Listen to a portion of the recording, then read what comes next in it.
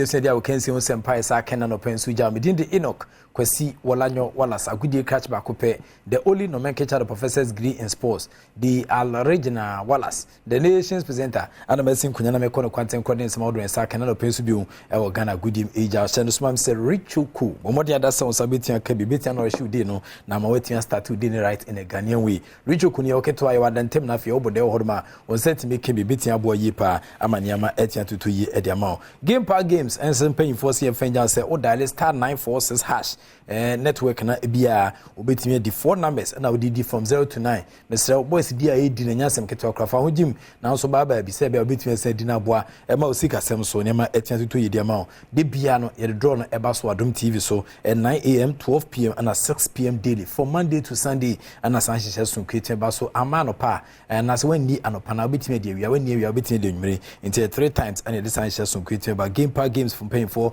as a national lottery authority from paying for and a touch uni mu firi ngotwen fa ho nyim ana fesu ye ka game park games ano age so se more mula more power omo ene disika ba ni amanfo dia edi no enya asem keto okra journey of 1,000 kilometers begins to first step yen chase mfmf enkomawdo no so 8% ppm dia na se former Spanish defender ni din ene Sergio Ramos ono so adjoin ni Boywood Air Club Sevilla 18 years after say Ujai club no not the ni 18 che Real Madrid for kachi ekusi akande mom komo a wechire nsuni kakano ana Sergio Manucho ye oscillating and revolving reporter den komo no 18 Jan but quickly em fa ni 18 chim the senior national soccer team Black Stars of Ghana ya wada ebe Kumasi Babara Sports Stadium no omni Central African Republic for and the akensi ni ebitin aboso the long awaiting squad no empem for the tuja over the weekend nenra 12 players in Yakunya, Adom Nicha Class Sports Stadium, down since it's me quarter town. So, the BM Bitrema, Omubu Market, Masado, Bani, Etasachi, Kumas, no Marco Town, so Sebea, Yamia Dom, Nase, a Central African Republic for no, Yenium Eddie is senior, Omo Ebiti Dim Kunim, or Sarkinsin. Shooting out in Cancer or Chimnenti, our Tons of their friend Andrea Midi Morganayo, captain for the side, only club there, but our Tons of their friends Someboa, and Massakins, Cassie, and the Central African Republic, no, Yama and 2 years and Fama Ghana. Meanwhile, Ukuma, GFA Vice President, Tura Macadon, so as ramping for 7 to 2 May, Sebea Blasters, on betting Adom when you were conscious and same performance, no, Ayana, Eshada, and Kuye, Ayana, and Yonan Saint, Umgidi Pass, as a Blasters, is seen in Queen Biocrum. Nobody is happy with the performance. I think Chris will be the first person to tell you he himself is not happy with the performance either. We expect more, and we are Ghana. So, like I said, it is not for the lack of talent. I think it's what we've seen or what we saw in Qatar. We saw that this team can be quite dynamic. So it's a question of making sure that we is picking all the right players, and also ensuring that the system that he's deploying is quite dynamic enough to be able to break teams down, and so that we can get results. So that is the Chris. That is the challenge that he and his technical team have now, and we will support them 100% to make sure that. But it's something that they are working on day and night to make sure that they pick the right team to be able to provide that dynamic results that we are looking for, and the dynamic play that we know the Black Stars were playing. You know? So it's something that he's working on, and he knows it. He knows the whole country is expecting that, and we are expecting that. And you are expecting that improvement next week Thursday against Central African Republic. The process has started. We expect to see marked improvement in the performance, and we want that. We are Ghana. We don't, people don't just say, hey, South Africa, watch your back. Watch your 3-4 be 5 billion. But that's how. But football has changed. Na football association Makado ana atene council de nkomo eja e dey afa the senior national soccer team Black Stars of Ghana Mountain ho quickly yemfa ni nchire mu e wo Ghana football association abato a enchi bibetian sa ba so no me no kasa dey Alhaji Abdulkarim Gusa tabiri semna kopi mo court entin penfo ahudu on process no na o ma converting ayehwe nim say be hu ni o pass vetting ni went am pass vetting but me no kasa dey ye twentwen so kakra ansa na George Akwese free presidential aspirant o hwe nim say nyame adoma obepre Ghana football association dibreno na onenkomo kakra san ba se efi fon panyimfo atiegwa so sese no omo mani da ono munya kokuduro na omo justify kira ban ntia eso otimi ma clubs nsika na omo ede omani 8 century mu Africa na fe eboa e ma Ghana league no so etime tumpon se ye enye ne yia I will see a team making a case before government. Okay. Now, elsewhere, it's been practiced and it's been successful. Me can't say me can't be a man who see ye. The Japanese society. Sports. Japanese phone all sports. Okay. Enti omo tax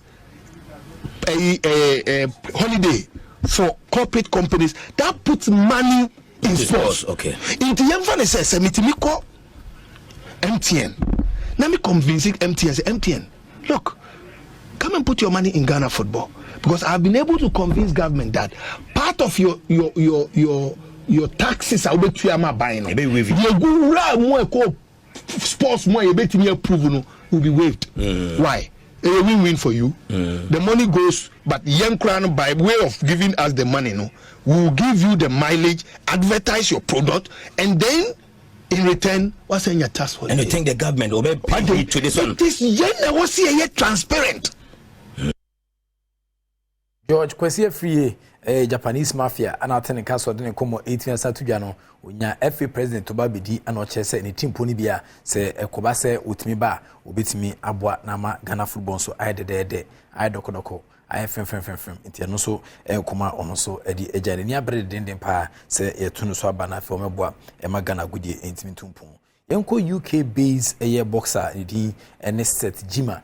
Freezy McBones and Amaford na bonus man freno na same time Ghana egusu ya osisi ade ani be chirem Olympic Games 2024 na sa Olympic Games yi ani aton se da Freezy McBones se o meka ho niamwa ema Ghana intimi engines ka okukumade edwumadi a yedimu abranti ene file di adwetwe nkomo na sa nkomo yi eba so wo kensi nkomo so na yodi ni I think say Ghana boxing authority. Yeah, they reach out to me. They go through to my management team in terms of Freezy teams and that. Yeah, and then say they want me to come back home and head the team. Okay. You know, and then because so it was hard for me to make a decision because obviously no, maybe because in the UK, why the decision to come to Ghana? We make us in UK for the income with a lot of facilities exactly. And then home more. Yeah, but I don't look at it that way. Good. If you look at if I had one fight in UK, I make a lot of money to compare to Ghana currency. Yeah. I make a lot of money. My first fight, my second fight, you know, but sometimes let's put all the money aside and let's look what we can do to help the country. Wow. You know what I'm saying? Especially the youth in the country, they really need somebody to look up to. Wow. You know what I'm saying? Wow. They need someone who say, oh, because of Nipa Renti and I Nipa Renti, I'm not going to give up my life. Wow. I'll keep going because the kind of my story is so different from other boxers, right? Nti Freezy McBones and attending castle den komo 18 years to your ne fairly in a hwehwe san komo no na era into day 3 of ADCS African Para Games no na Ghana and a host on kra over 20 countries and a hwe nim se kwabia so no omo ensa be calor Sergio Manuchu e won komo ne to aso games di kan kra enkra popuni mantem ayaje esere so ese host nation akense na hyase de ama hodo de bi di agora o my Ghana ye gina mu bi na wotwe wie ye ya mo pa dwumadie no ntoma no epani behwe e o bukom boxing arena aman hudu e pie mu a obi apagya ne franka ahimuye na president Adom African Paralympic Committee ora Samson Dean o se akensi na baye pa na bre di kan no o my Ghana yengu ye ni mu ase. We should be proud. Ghana, we made it.